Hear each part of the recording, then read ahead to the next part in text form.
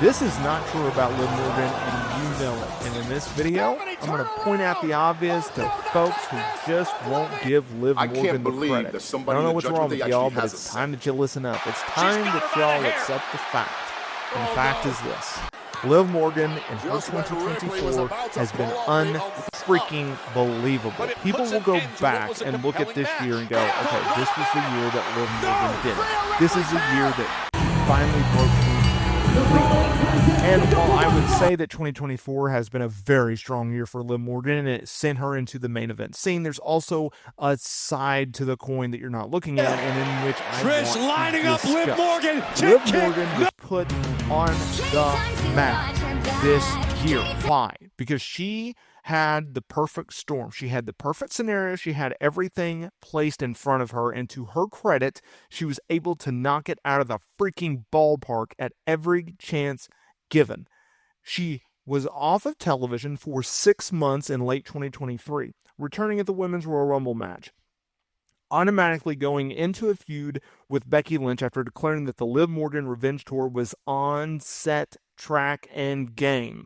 She goes into a feud with Becky Lynch. It raises her profile a little bit more. And then obviously the feud with Rhea Ripley is what set the stage. It gave her more notoriety. It gave her more credibility because she took out a top star on Monday Night Raw in Rhea Ripley, one of WWE's biggest stars. And obviously beating Becky Lynch for the Women's World Championship and then beating her 2 nights later in a steel cage match on Monday Night Raw as well. Here's the fact. The fact is, Liv Morgan has gone on a multi-month run with Rhea Ripley for the Women's Championship. She's won some, Rhea's won some, they've gone back and forth. Obviously, January 6th, Monday Night Raw, they're going to put a kibosh on this storyline, rightfully so. This isn't true about Liv Morgan, and this is what those people who doubt Liv Morgan, who hate on Liv Morgan, who troll Liv Morgan on social media for whatever freaking reason, this is what they don't like. This is the narrative in which they try to spread, and it's just not true. They claim that she's a one-hit wonder and will go down to being back as an undercard talent after she loses the Women's Championship to Rhea Ripley, and it's not true. There are levels to this game. There are moments in which will springboard a talent to top-tier status, making them a true main eventer that is very, very difficult to go back on. It's very, very difficult to build something up and then try to knock it down pegs. And in this situation with Liv Morgan, WWE looked at the situation and goes, okay, Rhea Ripley is on the shelf for most of 2024, and oh, by the way, she has to vacate the championship. Oh, and Becky Lynch, she is leaving us. Now, I understand Becky Lynch is either returning or has already returned by the time you hear this video. I digress. So they're losing two top-tier stars in which they have to build up a new name, a top-tier star as well. So what they do is they go, okay, Liv Morgan, well, we know that she has a very strong and loyal fan base. She just never figured out her character and where she wanted to go. That was always the missing point because she was always a good character. She was always a good promo and she was always a good wrestler. It's just she didn't have everything lined up exactly how we wanted it, but she gets a heck of a reaction by the fan base. So let's try to run with her one more time. Oh, by the way, she already has a history of winning Money in the Bank, beating Ronda Rousey, and becoming the SmackDown Women's Champion. We've also seen by her working with Rhea Ripley in 2023, there's something here. The fans are really, really into this character. And oh, by the way, they're really, really into this feud. And okay, well, a few years ago, we did Becky and Liv, and that was a good feud. And so let's run it back. And oh, yeah, we ran it back earlier this year, and that worked. Okay, all right, well, let's just go with Liv and see what happens. Liv has a built-in track record. So this whole idea that she's a one-hit wonder and she will get knocked down the peg of the card once she's no longer women's champion is simply not true.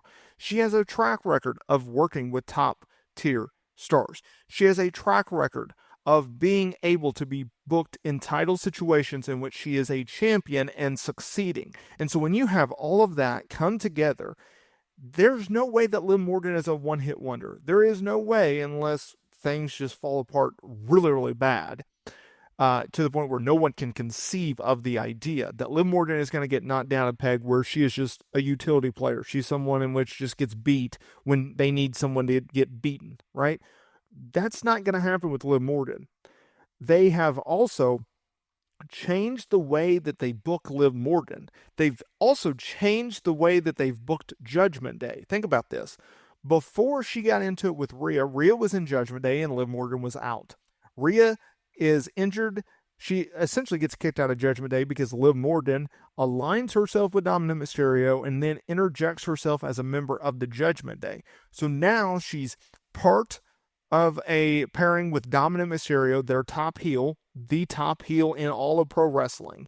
And oh, by the way, now she's injected herself into a top tier faction, the top tier, the toppest of the factions on Monday Night Raw. So now she's doing two things in which get a reaction. She's getting heel reaction. She actually getting three things. She's getting a heel reaction from the actions in which she does as a single star. She's getting a heel reaction by aligning herself and being part of multiple segments with the Judgment Day. And then anytime she's seen on camera, whether that's backstage promos, segments, and or matches, whether it's his or hers, she's getting a nuclear heat by being aligned, being associated with Dominic Mysterio, who is the best heel in the game right now. So there are three huge things working for her and is helping her stay at the mountaintop. Oh, by the way, she still has one of the most loyal fan bases in pro wrestling today.